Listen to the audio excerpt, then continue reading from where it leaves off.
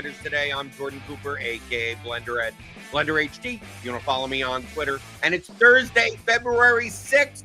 We'll be looking at some Super Bowl, the big game. I don't know if we can say the Super Bowl, but whatever. You know the game that's coming up on Sunday? The big one that's coming up on Sunday that everyone's going to watch. And some people are going to look at just the commercials and eat their corn chips and hot dogs so they don't really care about football. It's that game. We'll take a look at some props, maybe some picking stuff on Prize Picks. I'll take a look over there a little bit and see what we can find because it's a big prop day, right? Super Bowl, you have all the props, all the weird stuff, coin tosses, national anthem times. Who knows what's out there? But if something's out there, it's Grant is going to know about it. Grant Neefer from ScoresAndOdds.com, as well as the Action Network. Grant, Super Bowl props. Are you doing more for the Super Bowl? Do you do more pregame props or do you do more live betting? Are there funky stuff that you could bet live, just like you can pregame with the Super Bowl? There is, and if you want to, I'm not going to be on it, but Nick will be doing Bet What Happens live at halftime. But I mean, historically, I bet a decent amount of money pregame and a decent amount of money live. Last 2 seasons, I've been at a big Super Bowl party, and I've been in a state where I have access to several books where I wasn't limited. But this year, I'll be back home. Not going to have the ability to put down much money, which you'd think, like, it's the Super Bowl. Live betting money lines, you'd think I'd be able to get down, like 5, 6, 7 grand. You'd think. Not the case on a lot of books. Not the case on DraftKings. Not the case on FanDuel. Like, last 2 years, even in states where I had less limits, granted FanDuel and DraftKings carries over, I could not get enough money down during the Super Bowl. I've live bet it a lot the last 2 years because there's always still, even with this big of a game, line discrepancies, especially money line a lot of times. Last year I had a straight up ARB middle of the game with San Francisco and KC. KC was minus 170, I think, and San Francisco was plus 190, and it was just between, I think, Caesars and FanDuel. So you can still find some ARBs. You can still find some clear line discrepancies. Again, I probably won't be able to bet that much in the Super Bowl, so I have no problem with betting live, and I still probably will a little bit, but it's just tougher to get money down when I'm in my home state, so I generally try and travel for Super Bowl. Not this year, though. Well, you could find arbitrage opportunities even pregame. I mean, with the amount of props that these sites come out with, assuming you have access to a whole bunch of books, DraftKings, FanDuel, MGM, Caesars, Bet365, it's not like a normal game. Like a normal game, you'll get the normal props, kind of, the receiving yards, you'll get alts, right? You'll get the rushing attempts, you'll get all the touchdowns, all the normal stuff. And then you may get some little special stuff, like maybe a matchup or two, right? This guy versus that guy. You may get a combo touchdown. Like, does this guy and this guy score a touchdown? The thing about the Super Bowl, though, is you get combinations of stuff that you will not see for any other game. And the thing is, depending on how they're worded, you could go from book to book. I mean, I've already found several where if you take out the derivatives properly, meaning that what ends up happening is that you get a prop. Like, I'm just scrolling down on DraftKings of to have 2 receptions and a half or something like that, and then you could find a way to hedge the under on that on another book. And then if one guy gets over and one guy doesn't, you actually win. Like, if one guy gets 3 receptions, the combined receptions, if one guy gets more and the other guy gets 0, you actually win both bets. And then if you run the probabilities of those things happening, you're actually going to middle it an X percentage of the time, and it's worth this amount. You could do that. There's some there's some this first ball carrier. I'm just looking. You could find, if you see a one worded bet at DraftKings, and then you go to Bet365, and it's a word. It's like correlated to that, but not exactly that. And there are different prices, especially on kind of like the longer shot stuff, where you could take out the derivatives and make it where like if one of these three people score a touchdown, you get X. But if like the long shot scores a touchdown, you win the long shot bet on the other side. But you've hedged it against with this combined one, because when you combine all three together, the odds are actually, better for you. Like, I don't know if I'm explaining this the right way, because I don't want to necessarily give it. It's basically you're betting like 4 to 9 separate bets with different possible outcomes, and the correlations are not properly weighted on the site. So of the 9 possible outcomes, let's say 7 of them you end up just breaking even, while 2 of them you end up profiting significant money. So you end up, if you combine, what you would do this in a normal market is that you'd combine all the probabilities, and because it's not a normal market, it's not just like anytime touchdown scorer is a normal market, because they list everyone, right? So here's all the possibilities, and it comes out to, it comes out to higher than 100%. And that's how they make their money, right? Because you put in all the implied probabilities, and it's like, oh, all these add up to 114%, and there can only be 100%. So that extra 14% is the sportsbook's hold. Well, now we have these markets where, like, it's not even a market, just like it's for someone to do something. And it's like, well, there's 5 outcomes here. And yeah, you can't bet on all 5 on one book because they all add up to 112%. But you can find versions of that bet for each of the 5 things elsewhere. And next thing you know, the combined implied probability is like 96.5%, which means like you're going to guarantee yourself 3.5% of implied probability because you bet on all the outcomes. So next thing you know, if you put down, let's just say you can get down $1,000, you're guaranteed $35, like no matter what happens. And if you could do that and find all these little spots, like you could end up, depending on how much money you could get down, you could end up with a couple of $100 in your pocket for essentially doing nothing.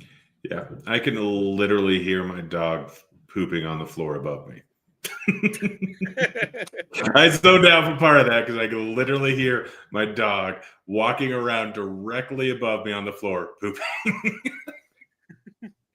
Well, maybe he doesn't like you. Maybe I hope he's not pooping on your bets. So do you got anything? I know the Super Bowl, we have a lot of these like weird props you don't normally see. So I'm looking more for those, but maybe there's some like actual like normal props, right? I've got normal ones. Stuff. But first, what Gatorade color are we going with? I'm thinking yellow. Well, can you bet? Where can you bet on that though?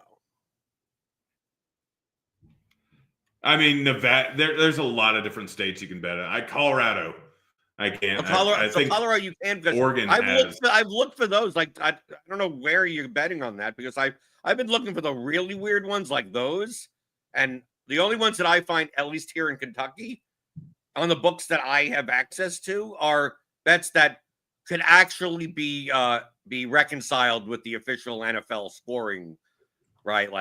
I wonder. Kalshi might have it.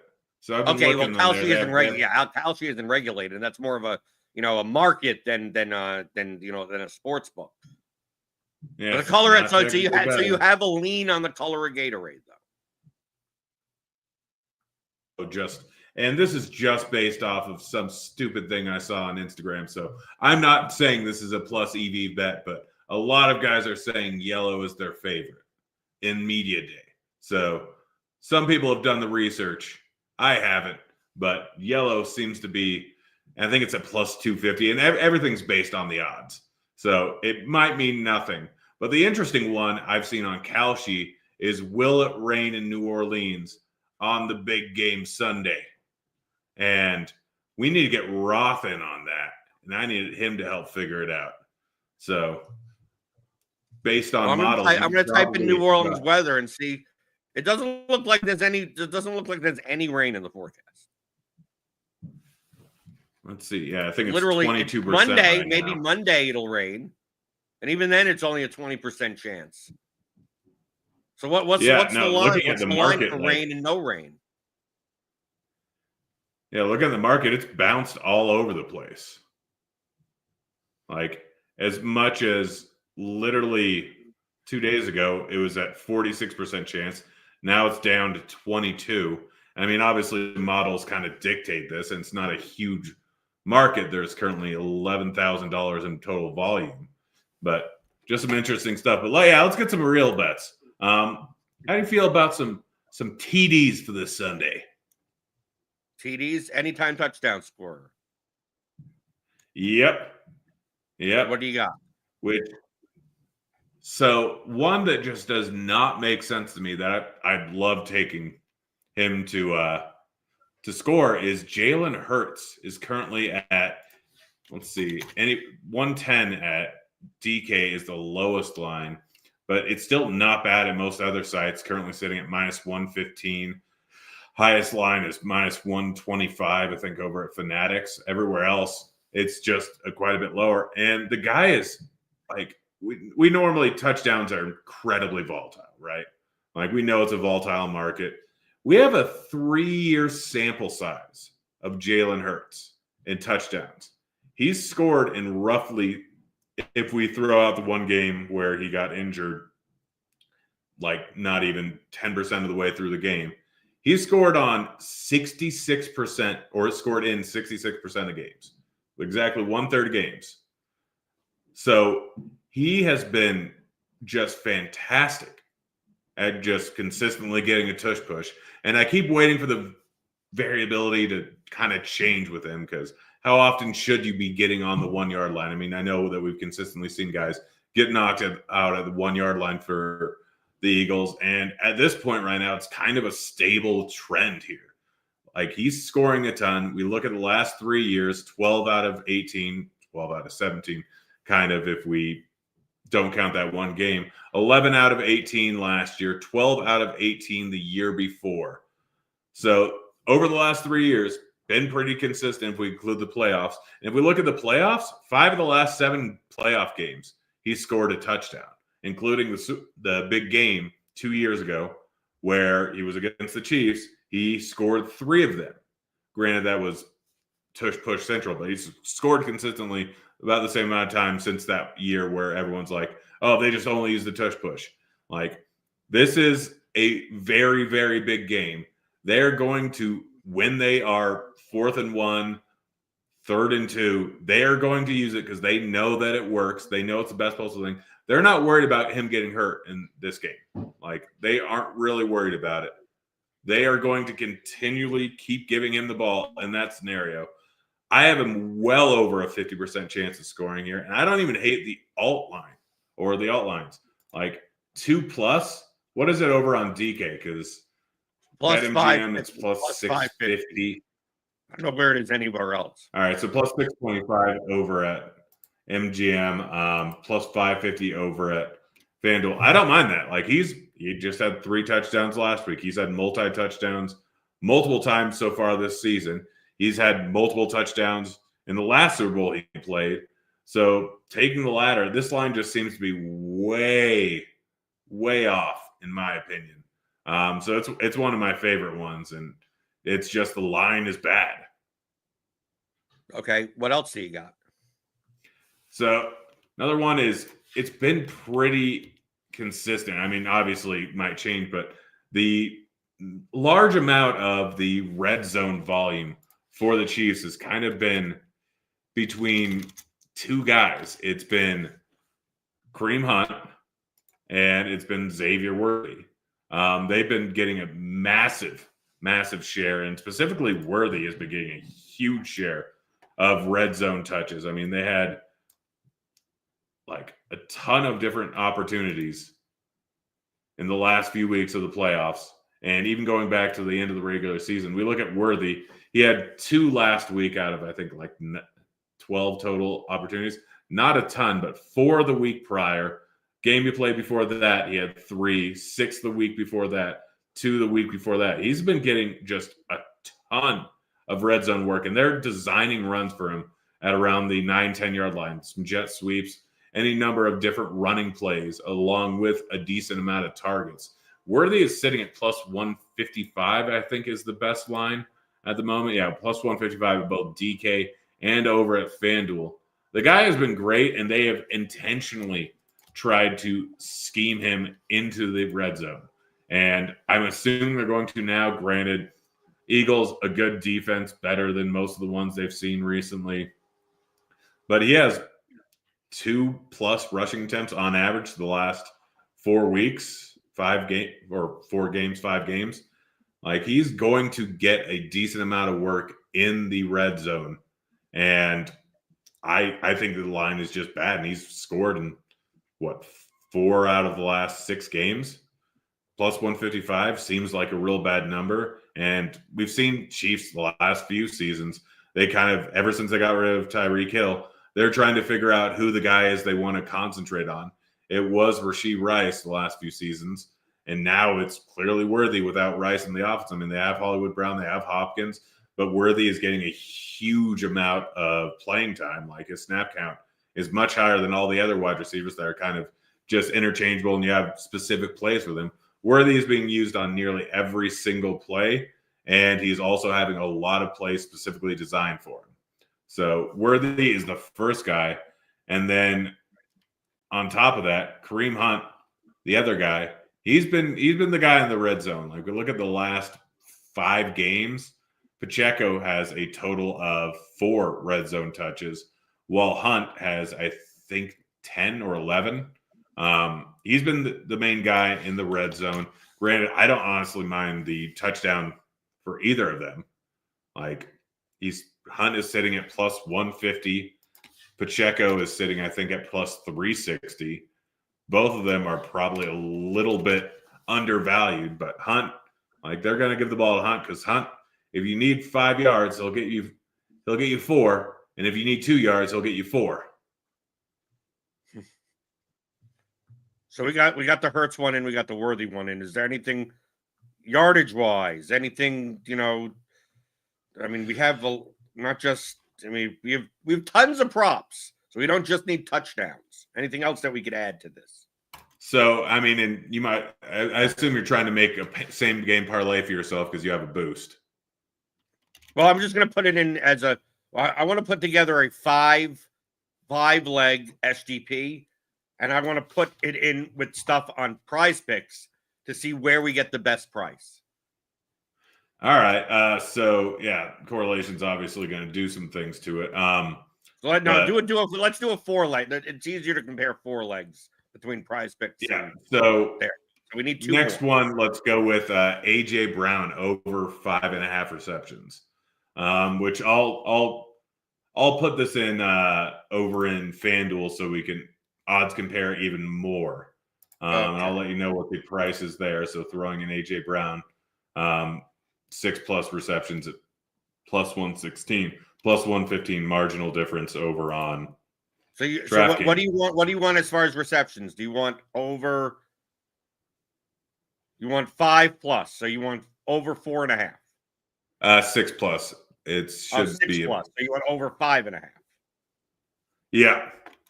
Okay, over 5.5, because I'm going to put it in on. Yeah, what's the odds you got right now? On Prize Picks, 7.5x, and on DraftKings. All right, FanDuel's at 7.3. What's DK at? 850, which is 7.5x. DK leader in the clubhouse. Right. So yeah, that's not terribly surprising. It's not unsurprising.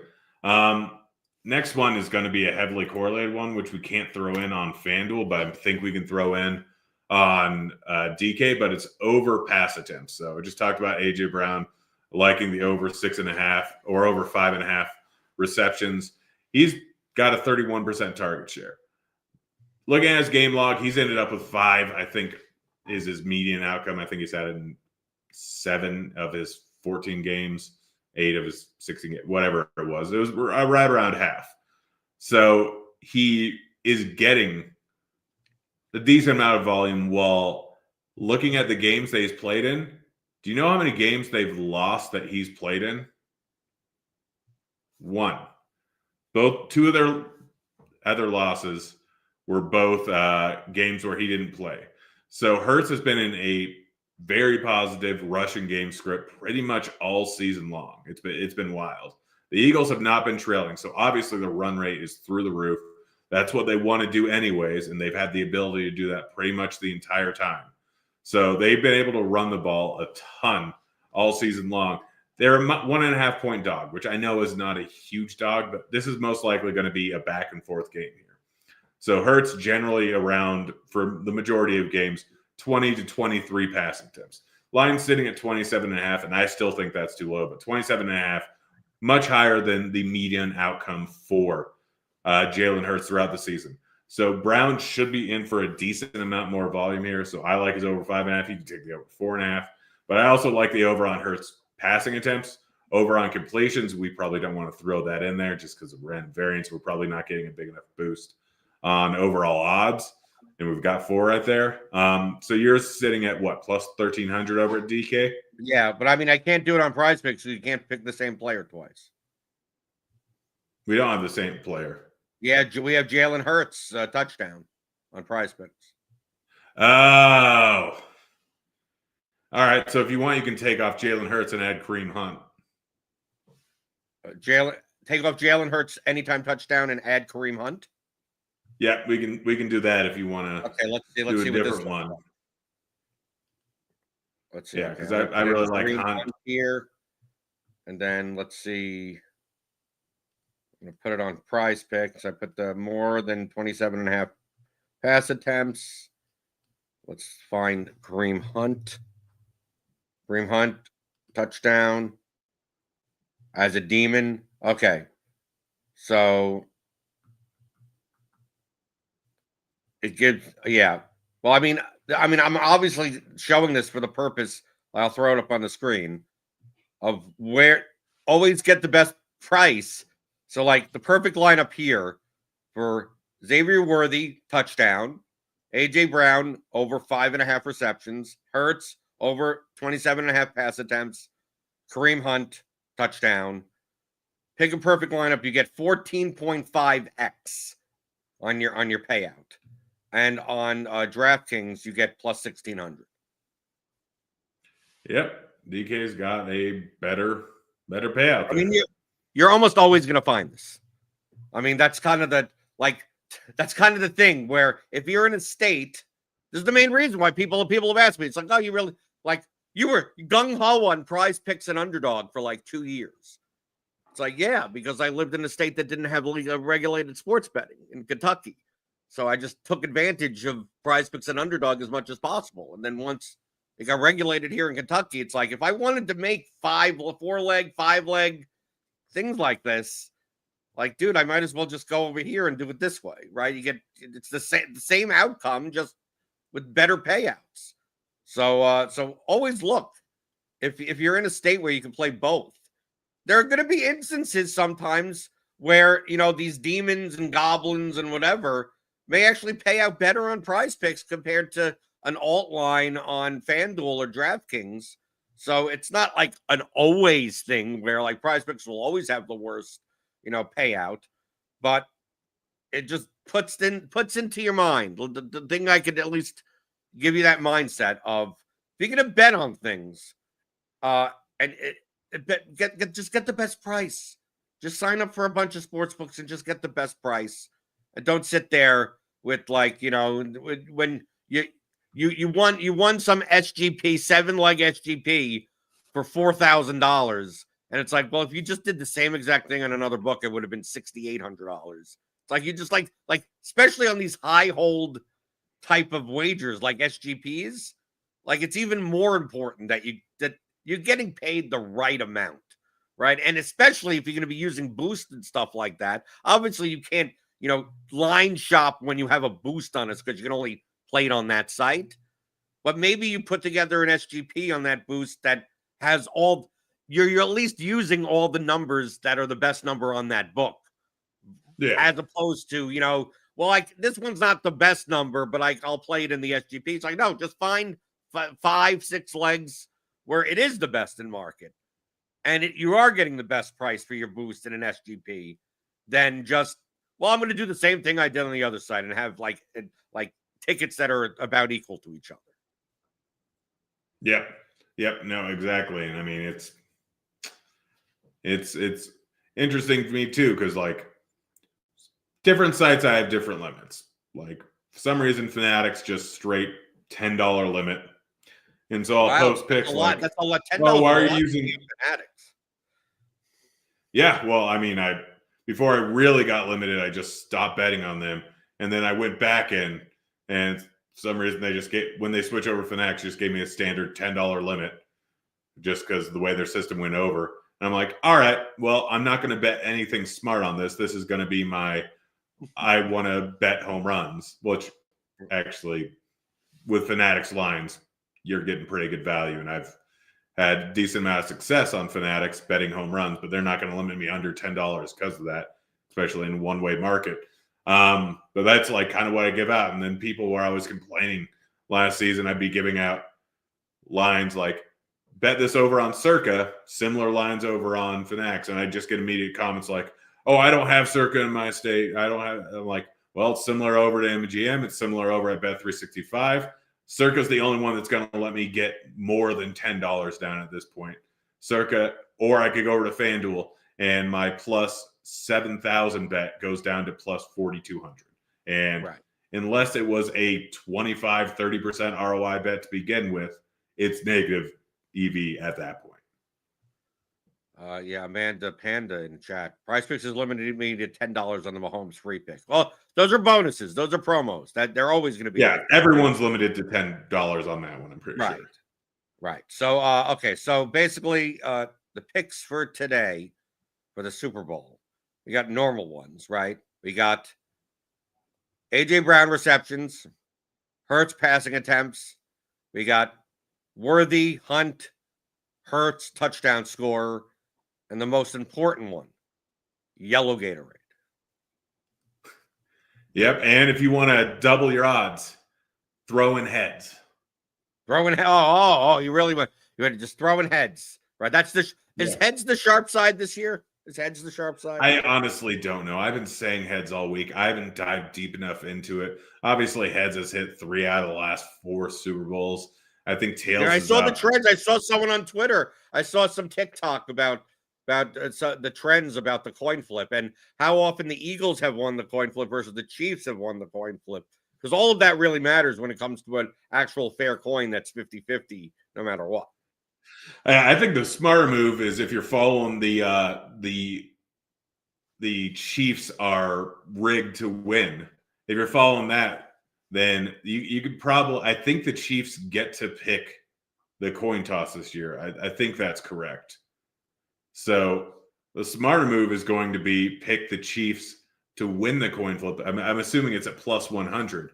You go with that. They're picking the coin flip. They've already probably conspiracy theory tinfoil hat. They've already probably got it set up like, hey, pick tails or pick heads.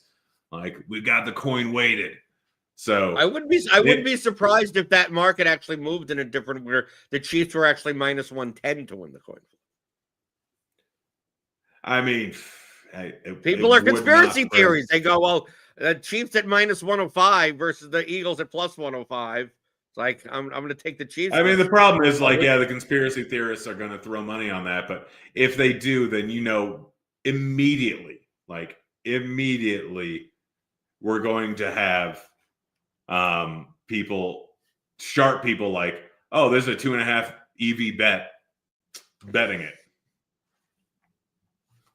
Let's see. Can we bet on how many penalty yardage for each team? Because I'm sure that's skewed also.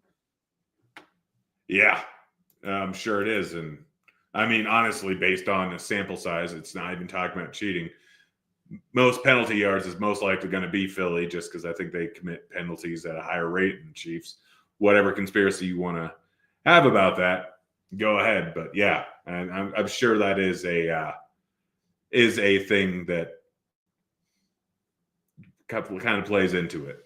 So I'm sure it's probably had the market move more than it should have to an inefficient line, especially at certain sites that limit people. They also notice like sharper books are sharper for a reason because they don't limit actions. I mean, of the legal ones in the U.S. that are widely available, FanDuel is generally the sharper market because, I mean, my limits have stayed a lot higher at FanDuel than other sites. They're still not terribly high, around $100 for most props, but like they definitely have sharper lines. So if you're going to take one into account as being sharper and just line shop across, FanDuel's the best one to go off of the ones that are in the States. I mean, you can obviously look at Pinnacle, BetCris. Well, I think BetCris actually came to Arizona now. But yeah. Line shop. One last question before we get out of here. It's only because it's the Super Bowl. People have parties. People get food. And Grant, you're the king of junk food, essentially, or fast food. What is the what is the sharp food for watching the Super Bowl? What does your coffee table look like? What plating do you put out there? What platters? What places do you order from? What do you make? What is the Grant Neefer Super Bowl party, table of food look like? So the absolute smartest, the chalk, the easiest, the best thing, like the two requirements are going to be a good dip and wings. Like those are probably the two most important things. Like you need those at every Super Bowl party. You want to add a little clash, you go charcuterie. You want to know if you guys are going to a Super Bowl party, the absolute smartest thing you can do. Like if they say, hey, bring an appetizer. My buddy used to do this. Absolute smartest thing you can do. Go to McDonald's, go to In-N-Out, go to whatever burger place you want. Get like 50. The easiest thing is going to be find whatever place has like $1.50 burger. Generally McDonald's. You go, you order 15 different burgers. You get to the place, you're like, hey, I have to prep my appetizer. You grab a knife, you cut them into fourths. And then you serve a platter of just McDonald's or In-N-Out hamburgers in fourths. And it's always a hit because, oh, yeah, I'll take 1/4 of McDonald's hamburger. That's perfect. It's only going to be like $20, depending on where you go, $20 to $40. It's almost no work on your part, and everyone will love it. That sounds perfect, right? Because it's like to get the biggest bang for your buck, right? You come in, you don't have to, I just have to cut these things into fourths, and everyone loves me. Yep, it's absolutely perfect. Cannot suggest it enough. What's your go-to app? As for appetizer, I don't. Well, typically, I'm not in charge of that. Typically, I don't. I eat whatever's there. I don't care. Oh, you don't bring anything? What a terrible guest! I don't go to Super Bowl parties. I sit at home and watch the Super Bowl. That's fair. To me, Super Bowl watching the Super Bowl at any place else other than a place that people actually care about football is the worst experience in the world. You're there, and it's like, you love Super Bowl parties? To me, it's just like I love it. To me, it's the equivalent. It's the equivalent of a Kentucky Derby party here in Louisville. No one cares about horse racing, and no one cares about the race. It's just an excuse for a bunch of people to dress up, get together, and drink. Derby parties. By the way, my wife picked the Triple Crown last year. Okay. Like, one of the most incredible. I don't know anything about, or I know very little about horse racing. I'm not going to spend the time, but I love watching the Preakness, the Kentucky Derby, the Belmont. I love watching all of them. It's a fun 3-minute gamble. Generally throw a little bit of money on the line. But so last year, I just, like in previous years, I picked one, I had my wife pick one. I didn't feel like picking one last year. So first one, I just text my wife, hey, I'm just going to read the names, not even give the odds, just read the names. You pick one. She's like, Mystic Dan. Throw $50 on it, win like 800, 900. I'm like, all right. Well, I'm up money. This is all house money. The next one, Preakness, I'm like, all right, pick one. She picks the winner again at 13-1. I threw like $150 down, win like $2,000. Last one, she picks the winner again, which I think was like 21. I made like $4,000 $5,000 on horse racing last year, just from the Triple Crown. And my wife did not even know anything about it. She just picked the random name. So right, that's all you need to do. I made some decent money on horse racing. That's all you need to do. Horse racing, just pick the name that you like. Doesn't matter, right? Yep. But you know what people should do before they head out of here is hit that like button. Hit the like button, hit the subscribe button, hit the notification bell to know when we go live. Programming note, as I've been saying all week, is that this show is turning into just a Sim Labs video Monday through Wednesday, and then I'm going to do a live show on some Fridays for some Q&A. So the football season is almost over, and tomorrow's the last live show with Bobby. We'll be talking about DFS GPP strategy for the Super Bowl, maybe some weird lineup combinations, ways to get unique for the large field contest on DraftKings, maybe solo milli winner, maybe, probably not, but there's still a lot of money up for grabs. So hit that thumb button on your way out the door and that notification bell to know when I do indeed go live, because I'm here for you, talking everything you need to know about daily fantasy, props, and pick'em on RotoGrinders Today.